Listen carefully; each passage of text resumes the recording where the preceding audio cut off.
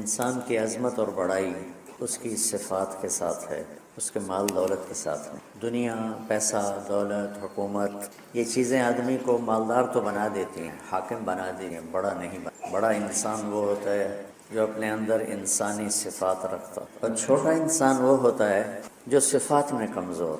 قیامت کے دن جو تولا جائے گا وہ سونا چاندی نہیں تلے گا، اعمال تو ایک انسان اچھا انسان بنے، کہاں سے پتہ چلے گا؟ وہ میرے رب کی اس کتاب سے پتہ چلے، اور میرے محبوب صلی اللہ علیہ وسلم کی زندگی، فرمان، سیرت سے پتہ چلے گا کہ ایک مرد عورت کس طرح عظمتوں کی چوٹیوں کو چھو لے، اللہ کو راضی کر لے، دنیا میں اپنے آپ کو سکھ سکون سے رکھے۔ ہمارا علم غلط ہو گیا ہے، ہم نے ہر چیز کو پیسے سے جوڑ دیا ہے کہ بڑے آدمی بنو گے پیسہ بنا لو، بڑے آرام سے رہو گے پیسہ بنا لو، بڑی عزت ہوگی پیسہ بنا لو، بڑی شہرت ہوگی پیسہ بنا لو، بڑی خوشیاں ہوگی پیسہ بنا لو۔ یہ علم کا منبع غلط ہے، پوری دنیا میں یہ علم چھایا ہوا ہے۔ اللہ اس کا رسول کہتا ہے اس کتاب کے مطابق زندگی بنا لو، مزے ہو جائیں گے، عزت بھی ملے گی، سب کچھ ملے گا۔ حضرت علی رضی اللہ تعالیٰ عنہ کا ارشاد ہے، من اراد عزا بلا عشیرہ وغنى بلا مال وحیبۃ بلا سلطان وجاہۃ بلا اخوہ۔ جو آدمی عزت چاہتا ہو، خاندانی نہیں ہے، غنی بننا چاہتا ہو، پیسہ کوئی نہیں، اپنا روب داب چاہتا ہو، طاقت کوئی نہیں، اپنی وجاہت چاہتا ہو، پیچھے کوئی ووٹر سپورٹر کوئی نہیں، نعرے لگانے والے کوئی نہیں، کیا کرے؟ اور یہ چار چیزیں حدود کے اندر سب کو چاہیے، سب کی مطلوب ہے۔ مجھے عزت بھی چاہیے، اور مجھے کشادگی بھی چاہیے، تنگ دستی سے میرے نبی نے پناہ مانگی، مجھے اپنی ہیبت اور وجاہت بھی چاہیے۔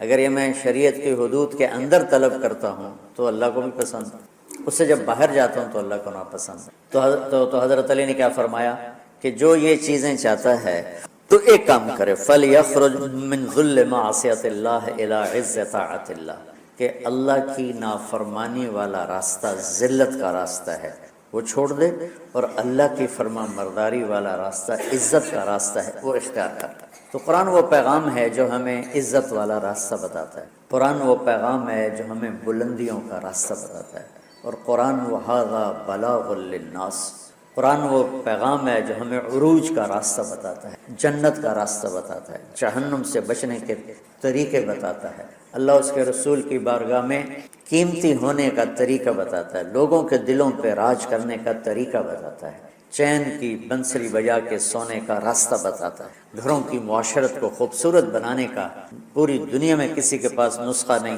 سوائے میرے رب کی اس کتاب کی۔ کتاب انزلناہ الیک لتخرج الناس من الظلمات الی النور۔ اور دکھ درد کی بات یہ ہے کہ امت نے قرآن چھوڑ دی۔ یا رب ان قوم اتخذوا ھذا القرآن مہجورا۔ ھذا کے لفظوں جو طاقت ہے، یا اللہ ان کی گود میں پڑا تھا قرآن، ان کی جھولی میں پڑا ہوا تھا قرآن، اور انہوں نے اسے مہجورا، ترکو نہیں، متروکا نہیں، مہجورا۔ ہجرت کا کیا مطلب ہوتا ہے؟ چھوڑ کے چلے جانا، پھر لوٹ کے نہ آنا۔ تو متروکا تو ہے ٹھیک ہے، کبھی میں گاؤں میں ہوتا ہوں، کبھی یہاں ہوتا ہوں، یہاں ہوتا ہوں تو گاؤں متروک ہو گیا، وہاں جاتا ہوں تو فیصل آباد متروک ہو گیا۔ مہجورا کہ یا اللہ یہ میری وہ امت ہے، ان قوم اتخذوا ھذا القرآن مہجورا، انہوں نے میرے قرآن سے ایسے ہجرت کی جیسے لوگ وطن چھوڑ کے دوسرے وطن جا کے ہجرت کر کے بیٹھ جاتے۔ تب اچھائی کہاں سے ملے گی؟ اچھا انسان کہاں سے بنے گا؟ تو اللہ کا شکر ہے اس مہینے میں امت قرآن سنتی ہے، پڑھتی ہے، تو سارے قرآن کا اور ایک گھنٹے میں 25-26 دن میں اس کو تو احاطہ نہیں کیا جا سکتا، تو جو اس میں آیات میری سمجھ میں آتی ہیں کہ یہ بیان کر دی جائیں تو وہ میں لے کے آپ کے خدمت میں پیش کر دیتا ہوں۔ 2 دن پہلے میں نے گھر کی زندگی پر خاوند اور بیوی کے رشتے کی بات کی تھی، ہن لباس لکم وانتم لباس لہم، کہ تمہاری بیوی تیرا لباس ہے، اور اللہ بیویوں سے کہہ رہا ہے کہ تمہارے خاوند تمہارے لباس ہیں۔ جتنا لباس خوبصورت ہوتا ہے اتنا انسان پرکشش ہو جاتا ہے۔ جتنا آپ اپنے لباس کی حفاظت دیں، بیوی کی حفاظت کرو گے، بیوی خاوند کی حفاظت کرے گی، یہ رشتہ پرکشش ہو جائے گا، خوبصورت ہو۔ اس میں ایک بات رہ گئی تھی، وہ ہے نساؤکم حرث لکم، یہ اسی میں آتا ہے لیکن تھوڑا سا آگے جا کے آتا ہے، تو اس دن بات وَإِذَا سَأَلَكَ عِبَادِي میں چلی گئی۔ تو نساؤکم حرث لکم فَأْتُوا حَرثَکم أَنَّىٰ شِئْتُمْ، اس کا مفسرین نے ایک ہی مطلب بیان کیا جو فَأْتُوا حَرثَکم أَنَّىٰ شِئْتُمْ، لیکن جو کہ میں ذمہ دار ہوں مجھے حرث سے ایک مطلب سمجھ آئے، میرے پیشے کا لفظ ہے نا حرث، انتم کیا ہے وہ تحرثون بھی کہیں ہے، افرأیتم ما تحرثون، افرأیتم ما تحرثون. تو فات و حرف آپ تمام تصویریں دیکھو جو میں بیان کرنے لگا ہوں. میرا دعویٰ نہیں، توبہ میں نے تو ساری دیکھی نہیں، لیکن مجھے نہیں لگتا کسی کا ذہن اس طرف گیا ہوگا. ہو سکتا گیا ہو کو میں اپنے علم کے دعوے، تو میں تو ویسے ہی طالب علم. اللہ نے یہاں عورت کو تشبیہ دی ہے کھیتی سے. تو میری آنکھ اس ماحول میں کھلی جہاں ہم پشتوں سے ذمہ دار چلے آ رہے ہیں. درخت جب پھل نہیں دیتا ہے تو ذمہ دار اس کو ڈنڈے مارتا ہے، اس کو گالیاں نکالتا ہے. کس طرح ذمہ دار ایک پودے کو پروان چڑھاتا ہے. یہ ہے تمہاری ذمہ داری اپنی بیوی، چونکہ تم نہیں کسی کے گھر گئے، تمہارے گھر کسی کی بیٹی آئی ہے، ماں چھوڑ کے، باپ چھوڑ کے، بہنیں چھوڑ کے، بھائی چھوڑ کے، سہیلیاں چھوڑ کے، اور اپنی ترتیب زندگی کو توڑ کر ایک بول پر تیرے گھر آئی ہے. تو پاگل تو آتے ہی اس کے ساتھ بدتمیز ہو رہا ہے، کبھی گالیاں دیتا ہے، کبھی تانے دیتا ہے، کبھی تیری ماں اسے کچھ سناتی، کبھی تیرا ابا اسے کچھ سناتا، کبھی تیری بہنیں اسے کچھ سناتی. تو نے کھیتی کی راکھی کیا کرنی تھی، نے تو کھیتی کو آگ ہی لگا کے رکھ. تو یہ فصل کیسے دے گی تو گندا دانہ اس میں سے نکلے. تو عورت کو اللہ تعالیٰ نے زمین سے تشبیہ دی، اور اس سے آنے والی اولاد کو کھیتی سے اللہ تعالیٰ نے تشبیہ. اور زمین سے کھیتی لینے کا ایک طریقہ ہے، ہل چلتا ہے، زمین نرم کی جاتی، پانی لگتا ہے، پھر اسے اور نرم کیا جاتا ہے، پھر جڑی بوٹیوں کو صاف کیا جاتا ہے، اسے تیار کیا جاتا ہے، پھر اس میں دوبارہ ہل چلا کے بیج لگایا جاتا ہے، پھر اس بیج کی راکھی کی جاتی ہے، حفاظت کی جاتی ہے. جب وہ پانی مانگتا ہے پانی دیتے ہیں، چاہے رات کے 12 بجے بھی پانی کی ضرورت ہے، وہ پانی پہنچ رہا ہوتا ہے. وہ کھاد مانگتا ہے کھاد دیتے ہیں، وہ گوڈی مانگتا ہے گوڈی دیتے ہیں. پھر اس میں گندی جھاڑیاں پیدا ہوتی ہیں تو ہم الگ مزدور لگا کر ان گندی جھاڑیوں کو نکالتے ہیں. اور اب سپرے آ گئے ہیں کہ سپرے کرو تو صرف وہ گندی جو بوٹیاں ہیں وہ مر جاتی ہیں، فصل کو کچھ نہیں ہوتا. میں آپ کے سامنے ایک نقشہ بیان کر رہا ہوں کہ اللہ تعالیٰ یہاں خامد اور بیوی کی زندگی کو کس خوبصورت انداز میں بیان فرما رہا ہے. اعلیٰ فصل لینے کے لیے یہ سب کچھ کرنا پڑتا ہے. ذمہ داروں کے پاس عام طور پہ پیسہ نہیں ہوتا، تو وہ جاتے ہیں جی کھاد چاہیے، وہ کہتے ہیں 500 روپے ود لواں گے، وہ کہتا ہے جی لے لو کھاد دے دو میری فصل مر دی. تو پھر اسے سپرے کرنا ہوتا ہے تو اس کے پاس پیسے نہیں ہوتے، پھر وہ سپرے والے کے پاس جائے. یہ نہیں کہتا پیسے کو نہیں دفع کرو، آپ پہ ہوندی تو ہوئے، نہیں ہوندی تو نہ ہوئے. ایسا پاگل کوئی ذمہ، چاہے 1 ایکڑ کا ہو چاہے 100 ایکڑ کا ہو. پھر وہ کہتا ہے جی کھاد چاہیے، یوریا، وہ کہتا وہ سپرے کی دوا چاہیے، ڈبے دے پیچھے 200 روپے زیادہ لواں گا. اچھا جی لے لے جی چلے کپا آ جاندی میں دے دوں گا. وہ ادھار پہ مہنگا سامان اٹھاتا ہے اور اس کی ضرورت کو پورا کرتا ہے. وہ گندم کو یہ نہیں کہتا، کپاس کو یہی نہیں کہتا میرے کو پیسے کوئی نہیں، میں نہ تینوں پانی لا سکنا، نہ کھاد دے سکنا، نہ سپرے کر سکنا. تو پھر مکھیاں ہی مارے گا، روٹی تو کوئی نہیں لبنی. عورت کی زمین میں محبت کا حل چلاؤ، اپنے رات کے آنسوں سے اس کو پانی لگاؤ، اپنے اخلاق کے ذریعے سے اس میں بیج ڈالو، پھر اس کو عزت دے کر، احترام دے کر اس فصل کی آبیاری کرو، اس کو اوپر چڑھاؤ. اس میں جو گندی جھاڑیاں ہو گئیں، کبھی یہ ادھر سے گندا آئے گا، کبھی ادھر سے گندگی آئے گی، کبھی ساس کی طرف سے، کبھی سسر کی طرف سے، کبھی بہنوں کی طرف سے، لڑکی کے ماں باپ کی طرف. بعض لڑکی کے ماں باپ ایسے بے وقوف ہوتے ہیں کہ اپنی بیٹیوں کا گھر اجاڑ دیتے ہیں. شادی کرنے کے بعد بھی بیٹی کو اپنے حکم پر چلانے کی کوشش کرتے ہیں. تو خاوند کہاں برداشت کرتا ہے؟ شادی کے بعد بیوی پر ماں کا حق نہیں ہے، باپ کا حق نہیں ہونے کا مطلب ہے کہ پہلے اب خاوند کا حق ہے، پھر ماں باپ کا حق ہے. ماں کچھ کہے، خاوند کچھ کہے تو اسے خاوند کی اطاعت کرنی ہے، ماں کی نہیں، ماں کی. لیکن کچھ والدین ایسے ہیں جو اپنے بیٹیوں کو برباد کر دیتے ہیں، پیچھے سے ڈوریں ہلا ہلا ہلا. ایسے کیسز چھوڑے ہیں. زیادہ جو مسئلہ ہے وہ سسرالی مسئلہ ہے. تو اس میں وہ جو گندی جھاڑیاں پیدا ہوتی ہیں نا، ان کو وہ سلیقے سے نکالتا رہے، نکالتا رہے، نکالتا رہے، نکالتا رہے، اور اس کی حفاظت کرتا رہے. یہ جو آموں کا باغ لگتا ہے نا، تو چھوٹا ہوتا ہے، جب سردیاں آتی ہیں تو اس کو ہم کور کر دیتے ہیں. سر پہلے اس کے اوپر چونے کا سپرے کرتے ہیں، چونے کا، کہ اس کے پتوں کے اوپر ایک تہ جم جائے، اور اس کے تنے پر بھی چونا لگاتے ہیں تاکہ ٹھنڈک اندر نہ جائے. پھر اس کو یوں کور کر دیتے ہیں کہ اندر سردی نہ جائے. اتنی حفاظت ایک چھوٹے سے پودے کی جاتی ہے، تب جا کر وہ پروان چڑھتا ہے. اور سب سے بڑا پودا انسان ہے، اور سب سے قیمتی دھرتی ماں ہے، اور سب سے قیمتی رشتہ خاوند اور بیوی ہے. اور آج کے خاوند بیوی کو ماں کی گالیاں نکال رہے، بہنوں کی گالیاں نکال رہے، جیسے وہ خرید کے کسی لونڈی کو خرید کے لیں. کسی کی بیٹی ہے، کھیتی، تم لوگ دورے والے اب جا رہے ہو، تمہاری شادیاں ہو گئیں، تو اللہ کے واسطے بچوں بدتمیز نہ بننا اپنی بیویوں کے ساتھ. یاد رکھنا میری باتوں کو. وہ جو گیت تم نے سنا نہیں میری عمر بھر کا ریاض تھا، میرے درد کی تھی وہ داستان جسے تم ہنسی میں اڑا گئے۔ کہیں ایسا نہ کر دینا میری باتوں کا۔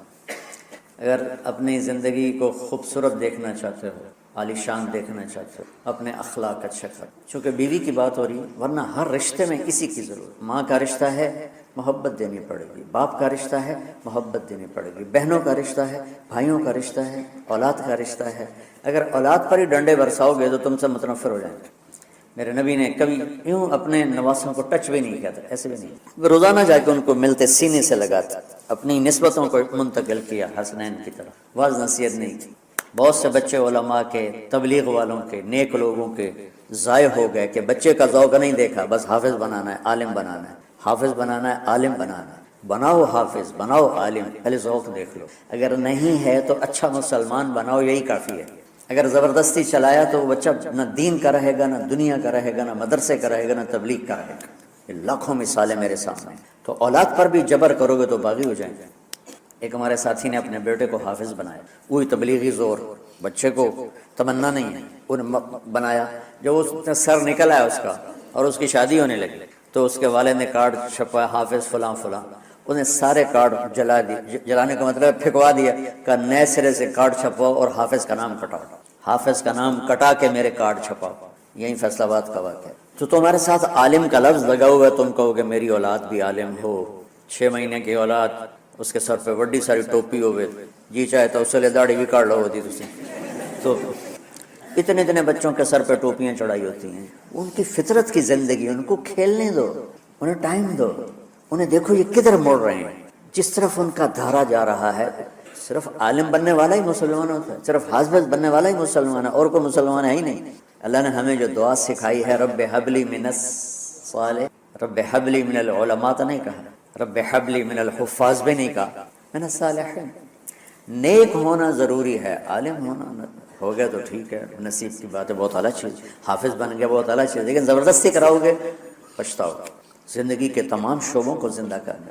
ایک اور آیت سورۃ آل عمران کی ہے، یہ سارے دین کی روح ہے اور یہ دین کا مرکزی نقطہ ہے، مرکزی نقطہ۔ جیسے گاڑی ہوتی ہے نا، اس کا بیلنس کیا جاتا ہے تو پھر وہ صحیح چلتی، اس کا ایک نقطہ ہوتا ہے، اس پر آ کر چاروں ٹائروں کو ایک جیسے زاویے پر جمع کرنا ہوتا ہے، پھر وہ صحیح چلتی۔ اگر وہ بیلنس آؤٹ ہو جائے تو سوزوکی ہو یا لینڈ کروزر ہو، وہ سیدھی نہیں چلے گی، کبھی یوں ہو جائے گی، کبھی یوں ہو جائے گی، کبھی یوں، وہ خود بھی تھکے گی اور مسافر کو بھی تھکائے گی۔ تو ہر چیز کا سینٹر پوائنٹ جب صحیح ہوتا ہے تو چیز صحیح چلتی ہے۔ اسلام کا جو مرکزی نقطہ اور پوائنٹ ہے وہ نرمی ہے، شدت نہیں، وہ نرمی ہے، وہ عبادات اور باقی ساری چیزیں اپنی اپنی جگہ پر، لیکن ان سب کو جوڑنے والی جو چیز ہے وہ نرمی ہے۔ یہ میں نے کہاں سے لیا؟ میں ایک دفعہ جا رہا تھا پاناما، تو سورہ کہف کو دیکھ کے پڑھ رہا تھا، ویسے مجھے یاد ہے میں دیکھ کے پڑھ رہا تھا۔ تو جب میں وَلْيَتَلَطَّفْ پر پہنچا تو حاشیے میں لکھا تھا نصف القرآن۔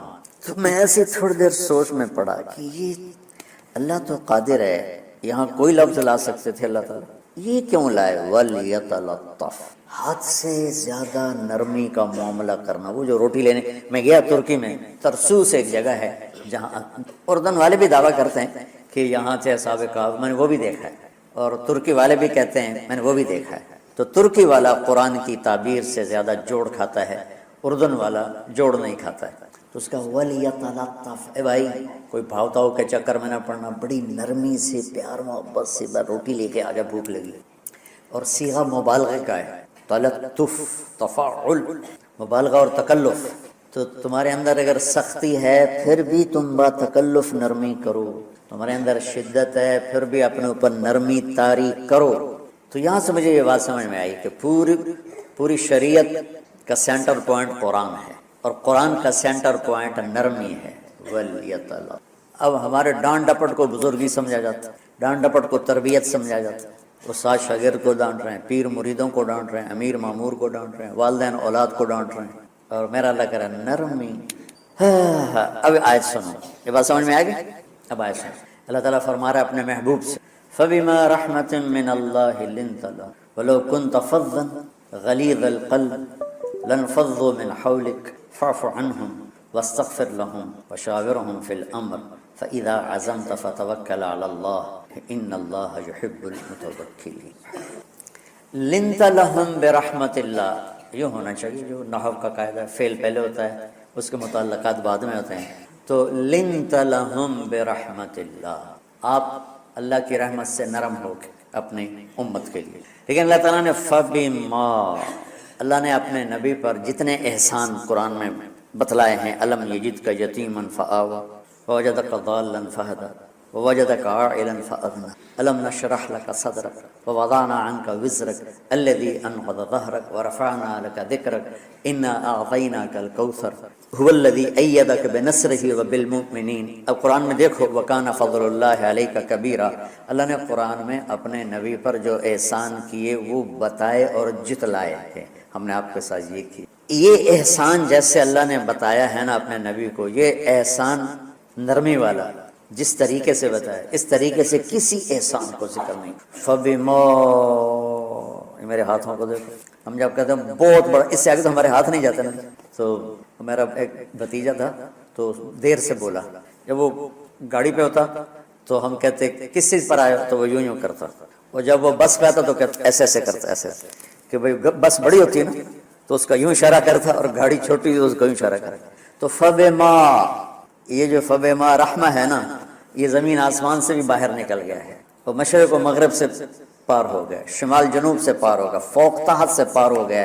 اللہ تعالیٰ فرما رہے ہیں میرے محبوب میری اتنی بڑی رحمت آپ پر آئی جس کو آپ کے رب کے سوا کوئی نہیں جانتا، اور پھر آپ نرم ہو گئے، نرم ہو۔ ان اللہ لا یعطی علی الرفق ما لا یعطی علی العنف، اللہ جو نرمی پہ دیتا ہے وہ سختی پہ نہیں دیتا۔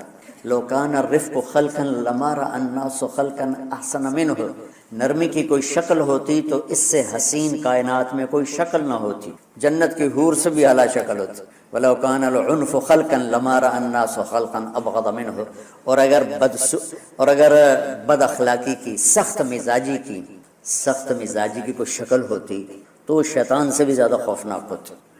امام اسماعیل رحمۃ اللہ علیہ بڑے علامہ گزرے ہیں اور قرآن کی بڑی خدمت کی ہے لغت کے لحاظ سے، تھے انتہائی بدصورت، کوڑا سے اور حبشی ٹائپ، کہنے لگے زندگی میں کبھی دھوکہ نہیں کھایا سوائے ایک دفعہ ایک لڑکی نے مجھے ایسا بیوقوف بنایا کہ میرے 14 طبق روشن کر دیے کہ میں جا رہا تھا تو ایک خوبصورت لڑکی نے مجھے مسکرا کے اشارہ کیا، کہنے بھائی کوئی میرے اوپر بھی عاشق ہے، تو میں اس کے پیچھے چل پڑا، وہ آگے آگے میں پیچھے، وہ آگے آگے میں پیچھے۔ بازار میں چلتے چلتے ایک مصور کی دکان پہ پہنچے تو اس نے مصور سے یوں اشارہ کیا اور آگے چلی گئی۔ وہ آگے چلی گئی تو میں حیران ہو گیا، میں نے کہا بھائی یہ کیا چکر ہے؟ کہا جی یہ بچی کل میرے پاس آئی تھی کہ مجھے شیطان کی فوٹو بنا کے دو۔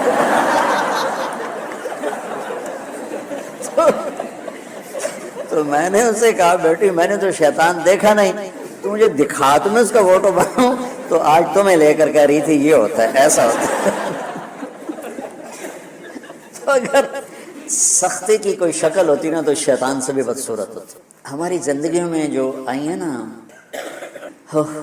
رکاوٹیں، اس کا کوئی بڑا سبب نہیں ہے، یہ اسباب ہیں چھوٹے چھوٹے مل کے بڑے ہو، زبان کی شدت، بول کی شدت، نظر کی شدت، طعنے تشنیع، مار پٹائی، اس نے ہمارے رشتوں کو، اور میں قربان جو میرا اللہ تعالیٰ کہہ رہا ہے لو کنت فظا غلیظ القلب، اگر آپ کی زبان میں شدت ہوتی، آپ کے مزاج میں شدت ہوتی، لانفضوا من حولک، انفضوا کا مطلب بتایا تھا نا کل پرسوں، بھگدڑ مچ جانا، پیچھے مڑ کے نہ دیکھنا، معلم محمد مصطفیٰ جیسے ہوں صلی اللہ علیہ وسلم، اور طلبہ اصحاب رسول جیسے ہوں، محمد الرسول اللہ، سورہ فتح اللہ نے یوں ایک آیت محمد الرسول اللہ والذین معہ، یہاں محمد اللہ کے رسول ہیں، یہ دعویٰ ہے کہ یہ میرے رسول ہیں۔ تو پوچھنے والا پوچھتا ہے کہ اس کی دلیل کیا ہے، تو اللہ کہتا ہے اس کے ساتھیوں کو دیکھ لو، ایسے ساتھی صرف نبی کے ہوتے ہیں اور کسی کے نہیں ہوتے۔ والذین معہ، معیت بہت بڑا شرف ہے، اور وہ کیسے ہیں؟ اشداء علی الکفار ہیں، رحماء بینہم ہیں، وہ کیسے ہیں؟ تراہم رکعا سجدا، کوئی سجدوں میں گڑ گڑا رہا، کوئی رکوع میں گڑ گڑا رہا۔ اور اخلاص ایک باریک چیز ہے جس کو موت سے پہلے ہم دعویٰ نہیں کر سکتے کہ کہ میں جو کچھ کر رہا ہوں اخلاص سے کر رہا ہوں، لیکن وہ اتنے اللہ کے قریب ہوئے کہ اللہ نے ان کے اخلاص کی خود گواہی دی، یبتغون فضلا من اللہ ورضوانہ۔ میں صرف قرآن سے صحابہ کو بتا رہا ہوں، تتجافى جنوبهم عن المضاجع يدعون ربهم خوفا وطمعا۔ میرے نبی کے ساتھ چلنے والے صحابہ کیسے ہیں؟ راتوں کو اٹھ اٹھ کے روتے ہیں، بستروں سے جدا رہتے ہیں۔ کیسے ہیں؟ كانوا قليلا من الليل ما يهجعون، رات کو بہت تھوڑا سوتے ہیں۔ وبالاسحار هم يستغفرون، اور پھر سحری کے وقت توبہ استغفار کرتے ہیں۔ یہ کیسے ہیں؟ یؤثرون علی انفسهم ولو كان بهم خصاصہ، خود بھوکے رہ کر یہ اوروں کو کھانا کھلاتے ہیں۔ یہ کیسے ہیں؟ لقد رضی اللہ عن المؤمنین اذ یبایعونک تحت الشجرہ فعلم ما فی قلوبهم۔ یہ کیسے ہیں؟ یہ قرآن صرف بتا رہا ہے کہ صحابہ، آخری بات درجہ بندی کی، لا یستوی منکم من انفق من قبل الفتح وقاتل۔ میرے محبوب، آپ کے صحابہ کے دو ہیں جماعتیں، ایک وہ ہیں جو فتح مکہ سے پہلے ایمان لائے، اور ایک وہ ہیں جو فتح مکہ اور اس سے آخر تک ایمان لائے۔ یہ جو بعد والے ہیں نا، یہ پہلے والوں کے برابر نہیں ہو سکتے، اللہ نے فرق مراتب رکھا ہے۔ لیکن ایک وعدہ میرا آپ کے ساتھ ہے، کیا وہ کیا ہے؟ کلن وعد اللہ الحسنى، میرا وعدہ ہے آپ کے ہر صحابی کو جنت دوں گا، ہر صحابی کو جنت دوں۔ اور یہ پہلی جماعت ہے جن کی حمایت میں قرآن اترتا تھا۔ اور ایک عجیب ہے، ایک لفظ قرآن کا، ایک لفظ، ایک آیت اتری، لا یستوی القاعدون من المؤمنین والمجاہدون فی سبیل اللہ۔ یہ آیت ایسے اتری جیسے میں نے پڑھا ہے کہ اللہ کے راستے میں جہاد کرنے والے اور گھر بیٹھنے والے برابر نہیں ہو سکتے۔ عبداللہ بن ام مکتوم نابینا صحابی ہیں، انہوں نے جب آیت سنی کہا یا اللہ یہ کیا کیا؟ وہ میں انا محتاج، میں کتوں جا کے جہاد کرنا ہے، میرے لیے تو گنجائش دے۔ سبحان، یہ کیسے لوگ تھے؟ جبریل دوڑے آئے اور وہی کیا لائے؟ ایک لفظ، صرف ایک لفظ کہ یا رسول اللہ۔ اللہ فرما رہے ہیں کہ کیا ہے؟ عبس وتولی اذ جاءہ الاعمى، کہا میرے بندے کی فریاد میرے پاس پہنچ چکی ہے، لہٰذا اب اس آیت کو یوں پڑھا جائے، لا یستوی القاعدون من المؤمنین غیر اولی الضرر والمجاہدون فی سبیل اللہ، کہ جو معذور ہیں ان کے علاوہ جو صحت مند ٹھیک ٹھاک ہیں وہ اور جو میرے راہ میں ہیں برابر نہیں ہو سکتے۔ تو عبداللہ بن ام مکتوم کی فریاد پر قرآن کا ایک لفظ ہے، اور خولہ کی فریاد پر آیات بارش کے قطروں کی طرح، قد سمع اللہ قول التی تجادلک فی زوجہا وتشتکی الی اللہ واللہ یسمع تحاورکما ان اللہ سمیع بصیر الذین یظاہرون منکم من نسائہم ما ہن امہاتہم ان امہاتہم الا اللہ ولدنہم وانہم لیقولون منکرا من القول وزورا۔ یہ پھر آگے بھی چلتی ہیں۔ ایک دیہاتی عورت کی فریاد نے عرش ہلا دیا اور قرآن اترا۔ یہ لوگ تھوڑا اور سنا دو تاکہ آپ کو خولہ کا پتہ چلے، خولہ کیا چیز ہے۔ انصاری عورت ہے، ہاں مالک کی ایک عورت ہے، خامن نے غصے میں طلاق دے دی، طلاق تھی زہار، تو میرے لیے میری ماں کی طرح ہے۔ اس طلاق کے بعد رجوع ہو ہی نہیں سکتا۔ 3 طلاق میں تو رجوع ہو جاتا نا کہ کسی اور جگہ شادی ہو جائے، وہاں سے طلاق ہو جائے واپسی، لیکن اس میں رجوع ایسا ہی ہے شیخ، ایسے ہی ہے۔ اس میں دوبارہ اگر اس کی شادی ہو جائے اور پھر وہاں سے وہ فارغ ہو کر اس سے شادی نہیں ہو سکتی، یہ اس زمانے کا رواج تھا۔ اب یہ ان کی عمر گزر گئی تھی، جو بھاگی بھاگی اللہ کے نبی کے پاس ہے، یا رسول اللہ میرے خامن اوس بن مالک نے زہار کر دیا، اوس بن صامت نے مجھ سے زہار کر دیا، تو کیا فتویٰ ہے؟ آپ نے کہا حرمتی علیہ، بیٹی تو حرام ہو گئی۔ بولیں گے یا رسول اللہ اکل مالی وافنا شبابی، جوانی میری ڈھل گئی، مال میرا کھا گیا وہ، تو میں کہاں جا کے بیٹھوں، ماں باپ میرے نہیں ہیں۔ آپ نے کہا حرمتی علیہ، تو اس پہ حرام ہو گیا۔ پھر اس نے کہا یا رسول اللہ میرا کیا بنے گا؟ تو آپ چپ ہو گئے؟ جب وہ مانتی نہیں تو کیا کرو، آپ چپ ہو گئے۔ حضرت عائشہ رضی اللہ عنہا آپ کو کنگھی کر رہی تھی، جب اس نے دیکھا اللہ کے نبی نے جواب دینا چھوڑ دیا ہے، کہا چلے ٹھیک ہے میں اپنے رب سے بات کرتی ہوں۔ اس نے وہیں بیٹھے بیٹھے ہاتھ اٹھایا، اے اللہ ان لی منہ صبیۃ صغار، اے میرے رب میرے چھوٹے چھوٹے بچے، ان ضممتہم الی فجعوا وان ضممتم الیہ فضاعوا، میرے رب میرے چھوٹے چھوٹے بچے، عمر میری ڈھل گئی، میری دوسری شادی نہیں ہو سکتی، ان بچوں کو میں اپنے پاس رکھوں تو ان کو روٹی کہاں سے کھلاؤں، یہ بھوکے مریں گے، خامند کے پاس چھوڑ کے چلے جاؤں تو وہ بھی کمزور ہو چکا ہے، یہ ان کی تربیت کون کرے گا، یہ تو برباد ہو جائیں گے۔ اب اس کی دعا سنو، یا اللہ اپنے نبی کی زبان پر میرے حق میں فیصلہ دے۔ یہ نہیں کہا کہ تو اپنی شریعت کا فیصلہ سنا، اللہ میرے حق میں دینا فیصلہ، اور اللہ تعالیٰ کا قرآن آ گیا۔ ہاں خولہ ہم نے اپنے رحمت کے طفیل تیرے حق میں فیصلہ دے دیا۔ اتنے بڑے مقام کے لوگ، لفظ کیا آ رہا ہے؟ لن فضوا من حولی، یہ آپ کو چھوڑ کے بھاگ جاتے۔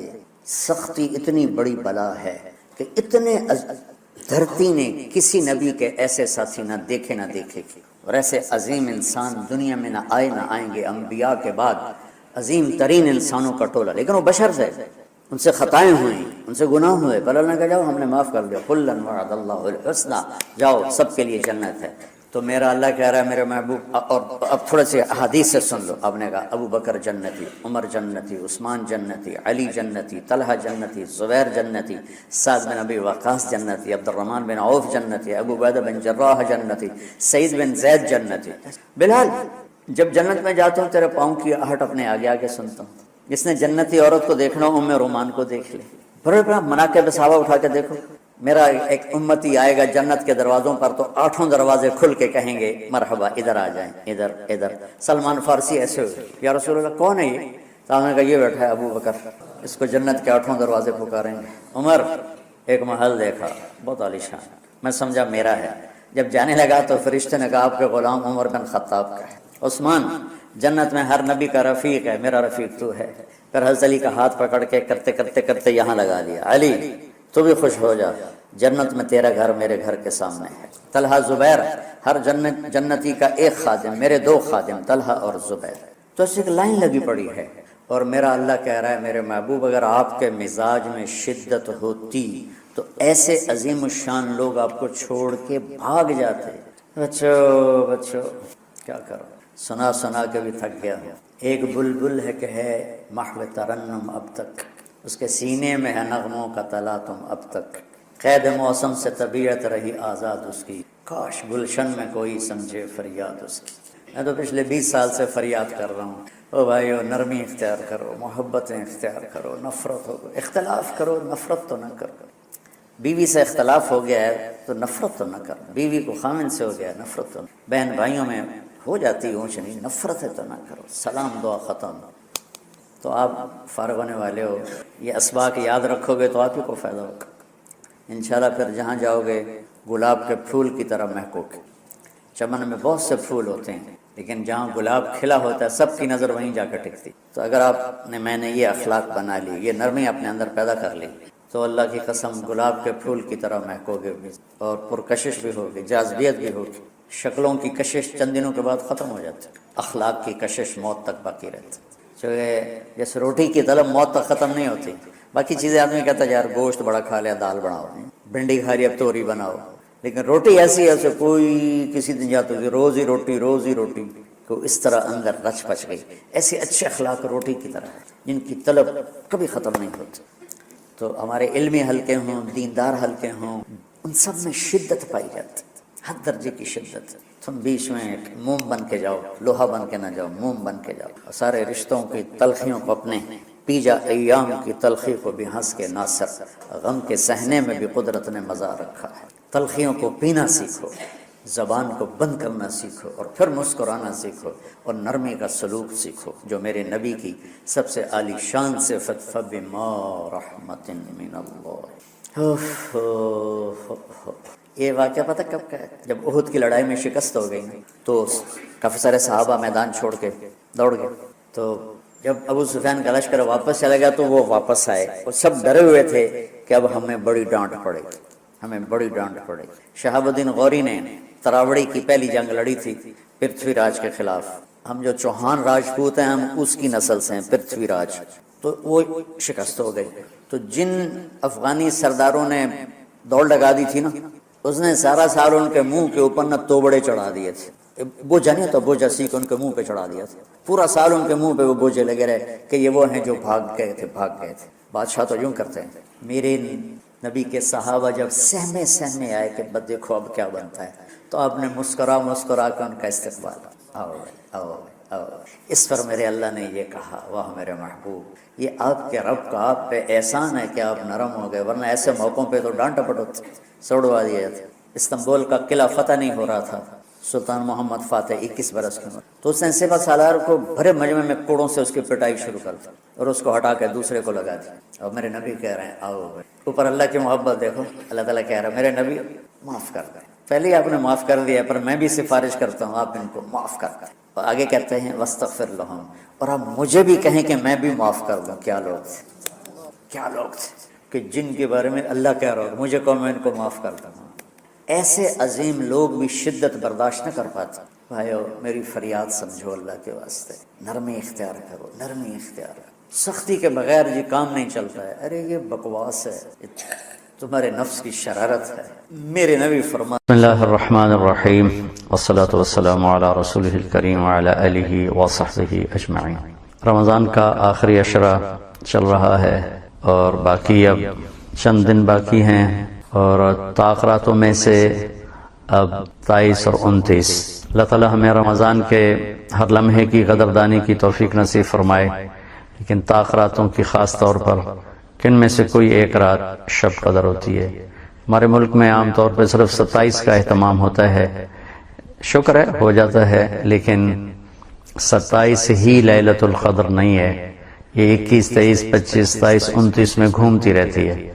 تو سننے والے جو بھی خواتین و حضرات چھوٹے بڑے سن رہے ہیں، یہ 3 راتیں مزید جاگ لیں تو انشاءاللہ کوئی ایک یقینی ہے. اللہ نے اس کا تعارف بڑا خوبصورت کرایا ہے. انا انزلناہ فی لیلۃ القدر، ہم نے قرآن کو اتارا لیلۃ القدر میں. پھر اللہ نے آگے خود ہی سوال اٹھایا وما ادراک ما لیلۃ القدر، تمہیں معلوم ہے کہ لیلۃ القدر کیا ہوتی ہے، قدر کی رات کیا ہوتی ہے؟ یا اللہ ہمیں تو معلوم نہیں ہے، پہلی دفعہ دی جا رہی ہے.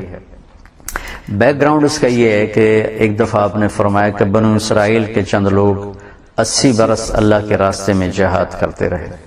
تو صحابہ نے عرض کی یا رسول اللہ ہماری تو عمر ہی 80 سال نہیں ہوتی، تو ہم تو پیچھے رہ جائیں گے. تو اس پر اللہ تعالیٰ نے اس صورت کو اتارا، اس امت کو فل پروٹوکول دیا اپنے محبوب اپنے حبیب صلی اللہ تعالی علیہ وسلم کی طفیل. تو اللہ تعالیٰ نے فرمایا ایک رات میری بندگی کر لو، 80 برس سے بہتر، 80 برس سے زیادہ اجر لکھا جائے گا. تو اب اللہ تعالیٰ تعارف کروانے لگا ہے کہ لیلۃ القدر کیا ہے. تو وما ادراک ما لیلۃ القدر، معلوم ہے لیلۃ القدر کسے کہتے ہیں، کیا ہے؟ نہیں اللہ معلوم نہیں. تو اب اللہ تعارف کرا رہے ہیں لیلۃ القدر خیر من 1000 شہر.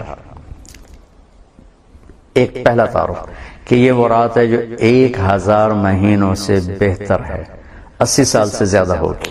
یعنی اس ایک رات کی بندگی 80 برس کی بندگی سے بھی زیادہ ہے. ایک دوسرا تعارف تنزل الملائکۃ والروح فیہا باذن ربہم من کل امر، کہ اس میں فرشتے بے شمار اترتے ہیں اور جبریل بھی اترتے ہیں.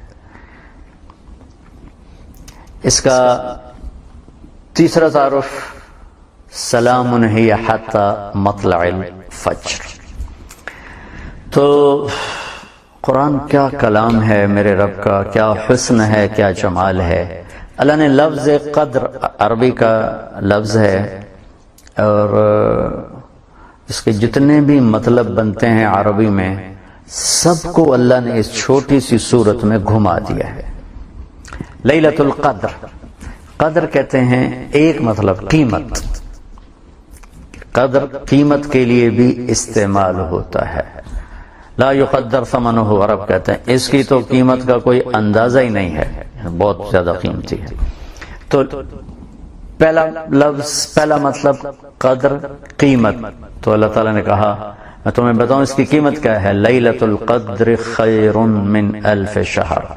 یہ وہ رات ہے جو اس کی قیمت 1000 مہینوں سے بڑھ کر ہے. سبحان اللہ. دوسرا قدر کا مطلب ہوتا ہے عزت، احترام.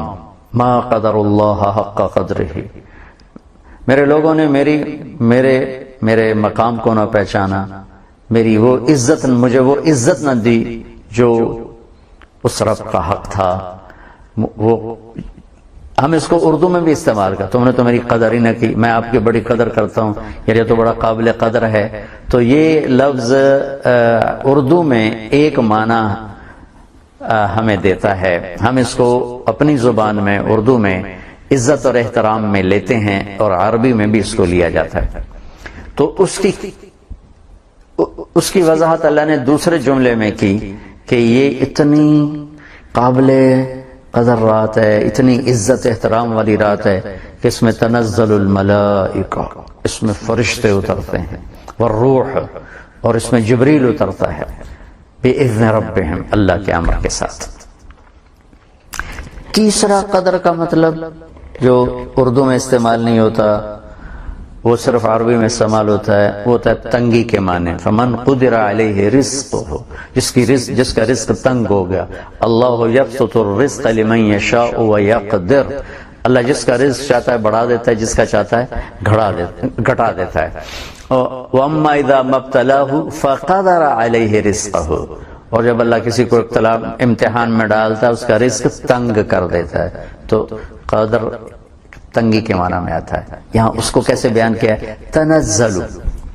تنزلو کا جو لفظ ہے یہ مبالغے کا لفظ ہے کہ بہت زیادہ فرشتے اترتے ہیں، بہت زیادہ، اتنے اترتے ہیں کہ زمین تنگ پڑ جاتی ہے. سبحان اللہ، کیا خوبصورت میرے رب کا کلام ہے. اللہ اکبر، کہ اس رات اتنے فرشتے اترتے ہیں کہ زمین تنگ پڑ جاتی ہے، گھٹ گھٹ کے رہ جاتی ہے ملائکہ فرشتوں کی آمد اور کثرت کی وجہ سے. جیسے ہماری ویگنوں میں نہیں مسافر چڑھے ہوتے تو ٹھونسے ہوتے ہیں، تو وہ بیچاری ویگن ڈول رہی ہوتی ہے، ایسے یہ دھرتی اتنی تنگ پڑ جاتی ہے اس رات کے فرشتوں کی آمد سے. چوتھا مطلب ہے قدر کا حد بندی. حد بندی، قد جعل اللہ لکل شیء قدرا، یہ سارے معانی اللہ نے قرآن میں استعمال کیے ہیں، اور اللہ نے ہر چیز کے لیے ایک حد مقرر فرمائی ہے، ایک حد مقرر فرمائی ہے. سبحان اللہ. تو وہ کہاں استعمال ہو رہا ہے؟ سلام ہی حتی مطلع الفجر، کہ اس رات کی حد بندی کیا ہے، کہاں تک یہ رات ہے. تو اللہ تعالیٰ نے اس کی طرف اشارہ فرمایا کہ سحری کا وقت ختم ہونے تک اس رات کی رحمتیں برکتیں چلتی رہتی ہیں. یہ شب قدر ہے، یہ لیلۃ القدر ہے. میں دوبارہ تھوڑا سا اس کو بریف کر کے بتاؤں. لیلۃ القدر، قدر کا مطلب قیمت، تو اللہ نے کہا خیر من الف شہر، 1000 مہینوں سے زیادہ یہ قیمتی رات. قدر، عزت، احترام، توقیر. تو اللہ تعالیٰ نے کہا یہ وہ رات ہے کہ اس میں فرشتے، اور یہ اتنی عظمت والی رات ہے کہ اس میں جبریل بھی اترتے ہیں جس کو اللہ روح کا خطاب دیتے ہیں. پھر تیسرا معنی تنگی، تو اللہ تعالیٰ تنزل کے لفظ میں اشارہ ہے کہ اتنے فرشتے اترتے ہیں کہ زمین تنگ پڑ جاتی ہے. پھر قدر، حد، باؤنڈری. تو اللہ تعالیٰ فرماتا ہے اس کی حد باؤنڈری کیا ہے؟ یہ رات صبح و صادق تک رہتی ہے. اس رات میں جو اپنے اللہ کو راضی کر لیتا ہے، بندگی کر لیتا ہے، اس کی بخشش ہو جاتی ہے، سب گناہ معاف ہو جاتے ہیں. 4 آدمیوں کا کیس پینڈنگ ہو جاتا ہے. پینڈنگ ہوتا ہے یعنی کہ ان کی معافی نہیں، پینڈنگ ہے، یعنی اگر وہ توبہ کر لیں گے تو معاف. ایک شراب پینے والا، ایک ماں باپ کا نافرمان، ایک رشتہ داروں سے لڑنے والا، اور ایک دل میں کسی کی نفرت پالنے والا. پہلے میں اس کو بتا چکا ہوں، اشارتاً پھر عرض کر رہا ہوں کہ اگر کسی بھائی کو شراب کی عادت ہے چھوڑ دے، اللہ اپنے ہاتھوں سے جنت میں پلانے والا ہے اپنے فضل و کرم سے. ماں باپ کا نافرمان ہے تو پاؤں پکڑ کے معافی مانگ لے. دنیا میں ماں باپ سے بڑا ہمدرد خیر خواہ کوئی نہیں ہوتا اولاد کا. رشتہ داروں سے لڑا ہوا تو خون کے رشتوں کی بڑی قیمت ہے، اس پر ساری دنیا کو بیچا جا سکتا ہے خون کے رشتوں کو بچانے کے لیے. ان کی اللہ نے بڑی عظمت اور قدر بتائی ہے. اور دل میں نفرت پالنا، میرے نبی کا فرمان ہے کہ کسی آدمی کے برا ہونے کے لیے اتنا ہی کافی ہے کہ وہ لوگوں کو حقیر سمجھتا ہو اور ان کی نفرت اس کے دل میں ہو. رمضان جانے کے قریب ہے، یہ رحمتوں برکتوں کا مہینہ ہے، اور اس کا آخری اشراف جہنم سے خلاصی کا چل رہا ہے. ایک فریاد بھی ہے، اپیل بھی ہے، گزارش بھی ہے کہ اللہ کے محبوب صلی اللہ تعالی علیہ وسلم ہمیں امت بنا کر گئے۔ قرآن نے ہمیں ہوا سماکم المسلمین من قبل، اللہ نے ہمیں مسلمان کا نام دیا۔ وَكَذَلِكَ جَعَلْنَاكُمْ أُمَّةً وَسَطًا، اللہ نے ہمیں اعتدال والی امت قرار دیا۔ کنتم خیر امت، اللہ نے ہمیں بہترین امت قرار دیا۔ وَلْتَكُمْ مِنْكُمْ أُمَّةٌ يَدْعُونَ إِلَى الْخَيْرِ وَيَأْمُرُونَ بِالْمَعْرُوفِ وَيَنْهَوْنَ عَنِ الْمُنْكَرِ، اللہ نے ہمیں دو خوبصورت خطاب دیا۔ یا ایھا الذین آمنوا، کسی امت کو اللہ نے یہ نہیں کہا یا ایھا الذین آمنوا، یا ایھا الذین ہادوا، اے یہودیو، یا اہل الکتاب، اے کتاب والو، سبحان اللہ، یا اہل الکتاب میں ان کے ایمان پر کوئی گواہی کوئی نہیں۔ یا ایھا الذین کفروا، اے کافرو۔ یہ اللہ تعالیٰ اس امت سے بات کرتا ہے تو کہتا ہے یا ایھا الذین آمنوا، اللہ خود اس امت کے ایمان پر گواہی دیتا ہے۔ سبحان اللہ، یہ بھی میرے محبوب کی طفیل، میرے آپ کے نبی کے طفیل ہے۔ اور عمومی جب بات کرتا ہے تو ہمیں امت کہتا ہے، کنتم خیر امت۔ میرا دیش اس وقت فرقہ واریت کی آگ میں جل رہا ہے، بھسم ہو رہا ہے۔ جو میری سن رہے ہیں، جہاں تک میری آواز جا رہی ہے، میں سب کے سامنے ہاتھ جوڑ کر اللہ رسول کا واسطہ دیتا ہوں، اپنے اپنے عقائد پہ رہو، ایک دوسرے پر کفر کی توپیں مت چلاؤ۔ سوشل میڈیا پہ جنگ چل رہی ہے، ایک دوسرے کو کافر ثابت کرنے پر تلے ہوئے ہیں۔ میرے بھائیوں، میرے نبی نے تو منافقوں کو بھی گلے سے لگا کے رکھا، میرے نبی نے تو عبداللہ بن ابی کا جنازہ پڑھایا، میرے نبی کی مجلس میں منافق آتے تھے، بیٹھتے تھے، آپ کو ایک کا پتہ تھا، کبھی کسی کو نہیں بتایا کہ یہ منافق ہے، صرف حذیفہ رضی اللہ تعالیٰ عنہ کو بتایا کہ فلاں فلاں فلاں لوگ منافق ہیں، اور انہیں ارشاد فرمایا تم نے آگے کسی کو نہیں بتانا۔ جس نبی کے ایسے اخلاق ہوں، ایسا ظرف ہو، اسی نبی کی امت چھوٹی چھوٹی باتوں پر کافر کافر کافر کافر۔ پھر دنیا میں مسلمان کون ہے؟ دنیا میں مسلمان کون ہے؟ اللہ کے واسطے اپنے اندر وسعت پیدا کرو، ایک دوسرے کے خلاف جنگ کرنے کی بجائے ہم لوگوں کو اللہ کا پیغام سنائیں، اللہ کی بات سنائیں۔ 10-15% سے زیادہ لوگ نمازی نہیں ہیں، 80-85% لوگ بے نمازی ہیں۔ آپ دیہاتوں میں جائیں، لوگوں کو کلمہ نہیں آتا، ان کو یہ بھی نہیں پتا کہ رمضان آیا ہوا ہے۔ بازاروں میں چلے جائیں، جھوٹ، دھوکہ، فراڈ، فریب، خیانت۔ گھروں میں چلے جائیں، ماں باپ کی پر زیادتی، ماں باپ کی نافرمانی، ماؤں کو فزیکلی اولاد مار رہی ہے، باپ کو مار رہی ہے، میاں بیوی کے جھگڑے، سسرال کا خوفناک ظلم، خوفناک ظلم، چھوٹا سا نہیں، خوفناک ظلم، خونی رشتے سفید ہوئے پڑے ہیں۔ یہ کتنے عنوان ہیں ہمارے پاس بات کرنے کے لیے، یہ ایک ہی بات رہ گئی ہے۔ دیوبندی کافر، وہ کہتے ہیں بریلوی کافر، سنی کہے شیعہ کافر، شیعہ کہے سنی کافر۔ میرے بھائیو، اس جنگ سے واپس آ کر امت بن کے ایک دوسرے کو گلے لگا لو، اللہ کے واسطے ایک دوسرے کو گلے لگا لو، اور ہر آدمی کا معاملہ اللہ کے سپرد کر دو۔ یوم یقوم الناس لرب العالمین، ایک دن آنے والا ہے، اللہ فرما رہا ہے کہ تم نے میرے سامنے کھڑا ہونا ہے۔ وَإِن كَانَ مِثْقَالَ حَبَّةٍ مِّنْ خَرْدَلٍ أَتَيْنَا بِهَا وَكَفَى بِنَا حَاسِبِينَ، ایک رائی کے دانے کے برابر اچھا برا جو کر کے تو آئے گا یا تو آئے گی، ہم تجھے دکھا دیں گے۔ وَكُلَّ إِنسَانٍ أَلْزَمْنَاهُ طَائِرَهُ فِي عُنُقِهِ وَنُخْرِجُ لَهُ يَوْمَ الْقِيَامَةِ كِتَابًا يَلْقَاهُ مَنشُورًا اقْرَأْ كِتَابَكَ كَفَى بِنَفْسِكَ الْيَوْمَ عَلَيْكَ حَسِيبًا وَنَضَعُ الْمَوَازِينَ الْقِسْطَ لِيَوْمِ الْقِيَامَةِ فَلَا تُظْلَمُ نَفْسٌ شَيْئًا، میرا رب فرما رہا ہے کہ میں ترازو قائم کروں گا، ایک رائی کے دانے کے برابر اچھا برا تمہیں تول کے دے دوں گا۔ فَمَن يَعْمَلْ مِثْقَالَ ذَرَّةٍ خَيْرًا يَرَهُ وَمَن يَعْمَلْ مِثْقَالَ ذَرَّةٍ شَرًّا يَرَهُ، شر خیر ایک رائی کا ایک ایٹم کے ذرے کے برابر بھی ہے تو اللہ تعالیٰ فرمایا تول کے تمہیں دکھا. تو وہ فیصلے کا دن اللہ نے آگے رکھا ہے. ہم ایک دوسرے کے پیچھے پڑنے کی بجائے ہم ان چیزوں کو عنوان بنائیں جس سے امت بنے، جس سے معاشرے میں خوبصورتی پیدا ہو.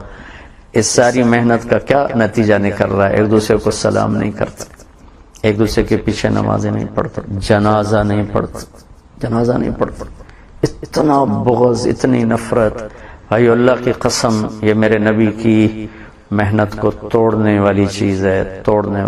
ان الذین فرقوا دینہم وکانوا شیعا لست منہم فی شیء انما امرہم الی اللہ ثم ینبئہم بما کانوا یفعلون.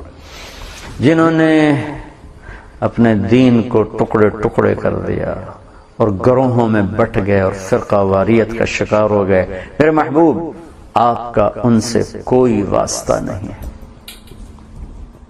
آپ کا ان سے کوئی واسطہ نہیں.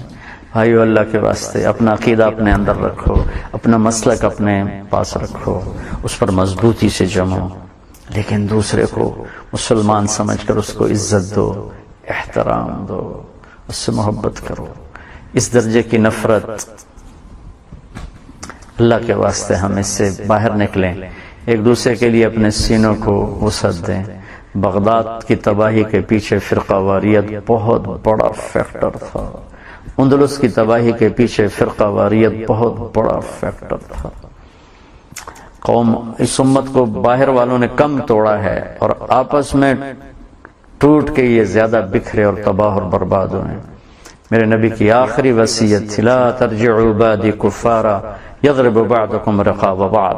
میرے بعد ایک دوسرے کی گردنیں نہ کاٹنے لگ جانا. اس کو اپنے کفر سے تشبیہ کر، میرے بعد کافر نہ ہو جانا. کیا مطلب؟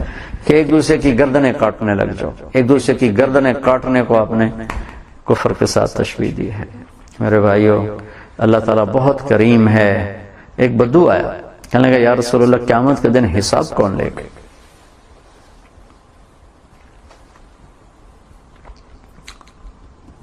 آپ نے کہا اللہ لے گا. کہنے لگا نجونا ورب الکعبہ. کہنے لگا رب کعبہ کی قسم، مزے ہو گئے. آپ نے کہا یہ کس بات پہ کہہ رہے ہیں؟ کہ ان الکریم اذا قدر عفا. سخی بادشاہ جب پکڑ بھی لیتا ہے تو چھوڑ دیتا. تو اتنے کریم اللہ سے واسطہ ہے اور اتنے کریم محبوب سے واسطہ ہے. اللہ نے اپنا نام بھی رکھا رؤوف الرحیم، اپنے حبیب کا نام بھی رکھا رؤوف الرحیم. ان اللہ بالناس لرؤوف الرحیم. اللہ کل کائنات کے انسانوں کے لیے رؤوف الرحیم ہے، اور اپنے حبیب کے لیے رکھا بالمومنین رؤوف الرحیم. میرا محبوب ایمان والوں کے لیے رؤوف الرحیم ہے. دو رؤوف الرحیم کے درمیان ہے. اور کسی کے کفر کا فتویٰ دینا آسان کام نہیں. اللہ کی قسم پیش ہونا پڑے گا اللہ رسول کی بارگاہ. اپنی طاقت ضائع نہ کرو، اپنا وقت ضائع نہ کرو، اپنا پیسہ ضائع نہ کرو.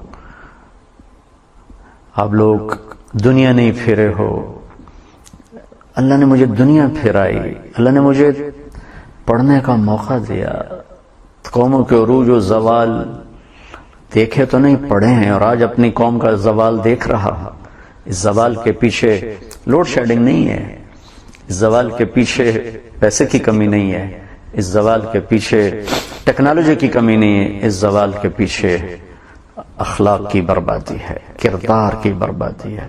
سارا بازار جھوٹ بول رہا ہے، تو بجائے فرقہ واریت کی آگ بھڑکانے کے سچ پہ بولو، سچ پہ بولو.